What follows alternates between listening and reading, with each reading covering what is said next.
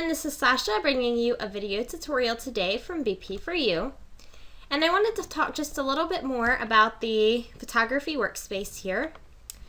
The one thing that I really like about this workspace is how easy that it is to go from one space to another. And what I mean by that is I can go ahead and I can make an adjustment here. And I can click on my layers mask here. Now I can have my layers. I can click on the mask. Let's say I invert that and I only make that adjustment on part of my photo. And say I just wanted to brighten his face a little bit, his skin.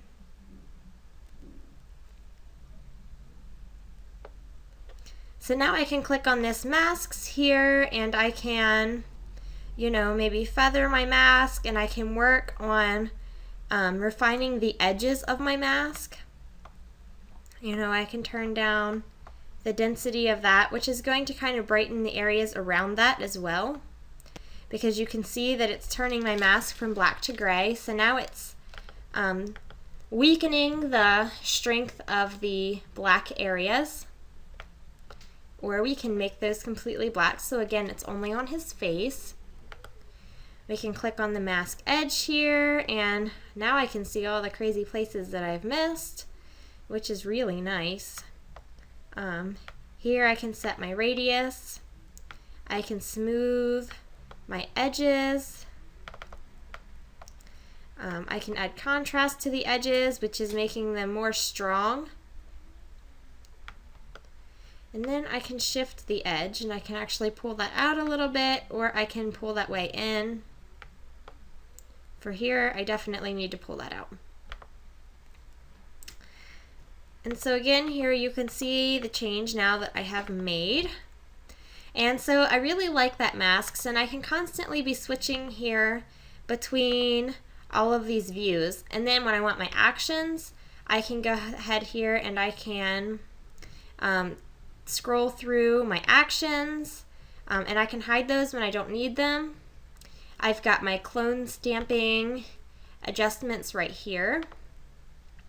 I've got my history right here, which is also bundled with my actions.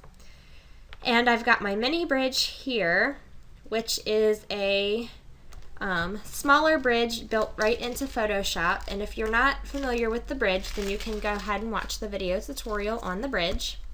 And that will get you good and acquainted with the bridge. You can go straight into the large Adobe Bridge here. You can browse your files here, and you can navigate through different places. And here I can see some previews of my photos.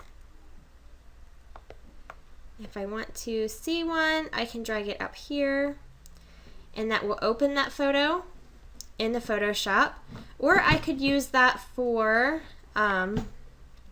dropping over top of a picture so that I can quickly make composites. And when I'm done looking at that, I can just close that here. Here I've got my navigator so that again I can zoom in on my photo and I can move this around. My histogram, as we have talked about. Let's see, let me pull this back out. Here I've got my information, which I love to use this information personally to check numbers, to decide if my colors are correct or not. Again, there's the histogram. And then I've got my channels and my paths, and here again I have the adjustments, so I can choose one of those. And so it kind of bundles everything up over here in this nice little area so that your workspace over here is cleaned up, and you can easily look at your picture and you can decide exactly how big that you want that to be. Normally I fit it in my screen here, and that's how I prefer to look at it, taking up as much space as it can without cutting off any corners. And so this is just another option of a workspace that you can use that will really enhance or could potentially maximize the ability for you to be able to edit a picture with some good functionality. So thank you for watching this video tutorial. Happy editing!